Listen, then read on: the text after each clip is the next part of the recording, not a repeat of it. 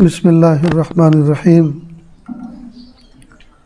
الحمد للہ وکفا وسلام علی عبادہ الذین اصطفی اما بعد اعوذ باللہ من الشیطان الرجیم بسم اللہ الرحمن الرحیم وذکر فإن الذکریٰ تنفع المؤمنین سبحان ربک رب العزة عما یصفون وسلام علی المرسلین والحمد للہ رب العالمین اللہم صلی علی سیدنا محمد وعلی آل سیدنا محمد وبارک وسلم اللہم صلی علی سیدنا محمد وعلی آل سیدنا محمد وبارک وسلم اللہم صلی علی سیدنا محمد وعلی آل سیدنا محمد وبارک وسلم۔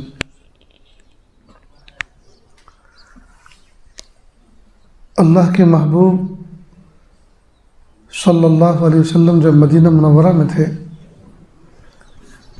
تو ایک مرتبہ کفار و مشرکین نے، یہود و نصارہ نے، سب نے مل کر ایک اتحاد قائم کیا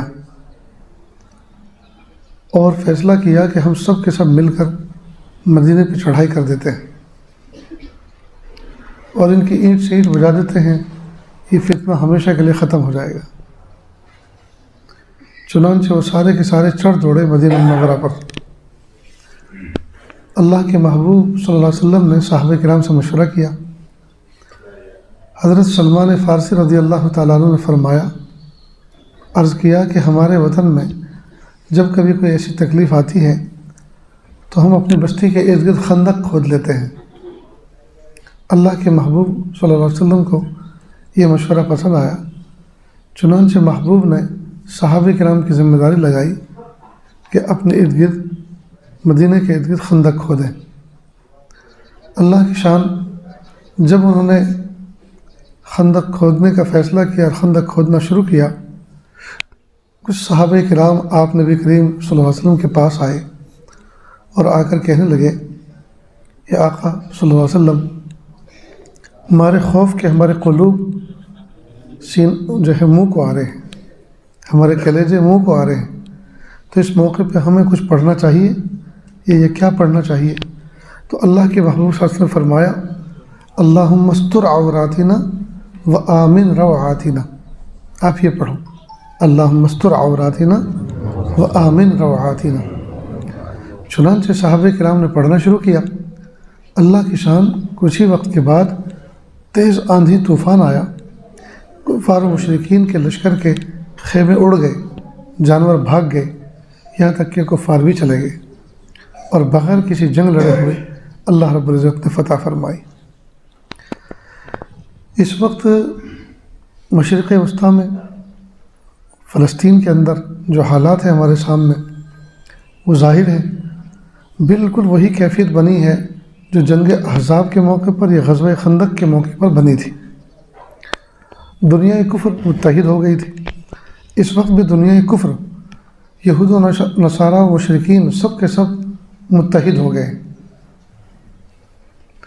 تو جیسے اس وقت متحد ہوئے تھے ایسے اب ہوئے ہیں۔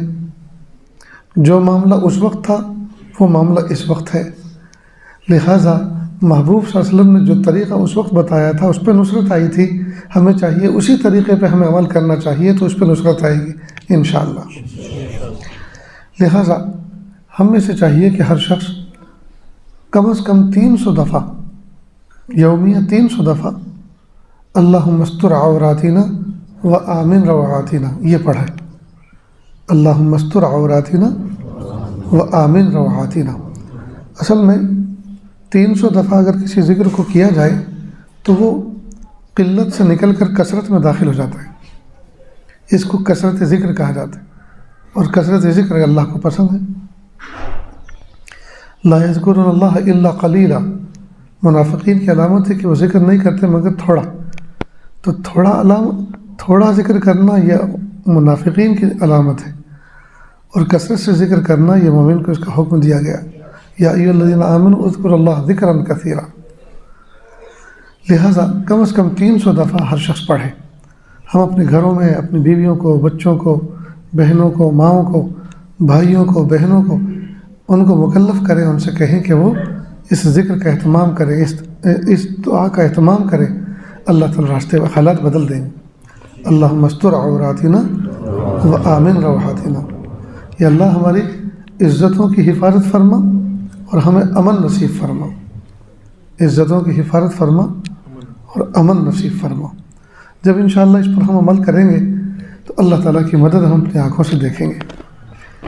دیکھو، ہم اپنے بھائیوں کو کچھ نہیں دے سکتے، ہم اپنے بھائیوں کو کچھ نہیں دے سکتے، دعا تو دیں۔